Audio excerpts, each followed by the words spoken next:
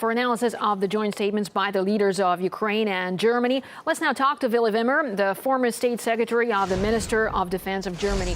Thank you so much, Mr. Wimmer, for joining us to discuss this on RT International. Well, as we heard, Angela Merkel stressed the importance of decentralization and a ceasefire. Do you think she has enough influence over Petro Poroshenko to actually convince him to take those steps?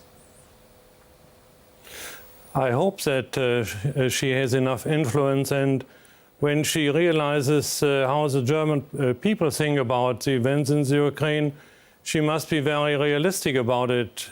People here in Germany are fed up with NATO lies, and they are fed up with wars organized by the United States here and there and everywhere. And therefore, I think it is totally necessary to provide President Poroshenko with a window of reality. We are not interested in having the ongoing conflict in the eastern part of the Ukraine, and we should do the utmost to find a peaceful solution. And therefore, I think most people here agree to the remarks of Angela Merkel that weapons should be silent in the Ukraine. Well, also, Petro Poroshenko says that Angela Merkel promised to provide 500 million euros for restoration of eastern Ukraine, given the economic woes in the dire strait, the situation the region is in. But can we be sure that this aid will reach the troubled regions? I think it is necessary, because otherwise the German taxpayer will become angry.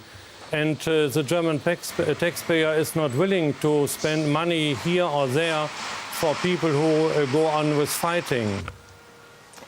Well, also, Merkel has accused Russia of sending weapons across the border, and something that Western officials have been saying for quite a while, but nobody has produced any proof yet. Why is that?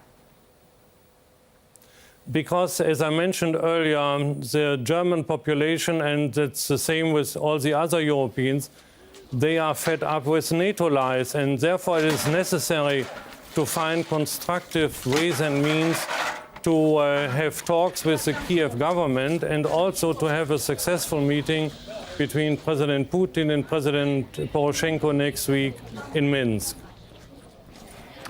Now, it seems like the Western side has its rhetoric and keeps going with it without providing any substantial information to back it up with. For example, a recent Twitter post with a random photograph of a Russian tank, and that was already enough to set off the NATO-level accusations of Russia staging a military invasion. So what do you personally think about the situation? I know you already explained some of the position there, but I mean, personally, what is your take on this? We never made such an experience of our own mass media, and when it comes to our own governments, that we have so much propaganda in our relationship with our neighbors. And therefore, this has to be stopped. And the most critical man with regard to this is the NATO Secretary General. And I think we are all happy when he leaves office. Now, unlike the U.S. officials, Chancellor Merkel earlier agreed that the Russian convoy's mission of delivering humanitarian aid to Ukraine is of utmost importance. Does that mean that she has a more somewhat moderate stand on the issue, unlike her American counterpart? She expresses what the German population think.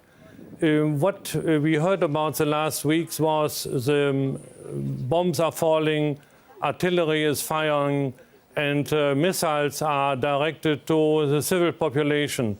And therefore, for the first time since weeks, if not to say months, we saw a constructive approach to the situation in the eastern part of the Ukraine. That was the Russian aid convoy. And suddenly, the weapons were silent.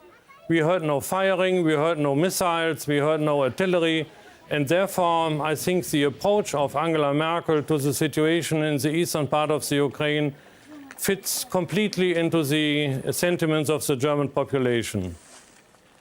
Right. Willy Wimmer, former State Secretary of the Minister of Defense in Germany and former Vice President of the OSCE Assembly. Thank you so much for talking to us here on RT International.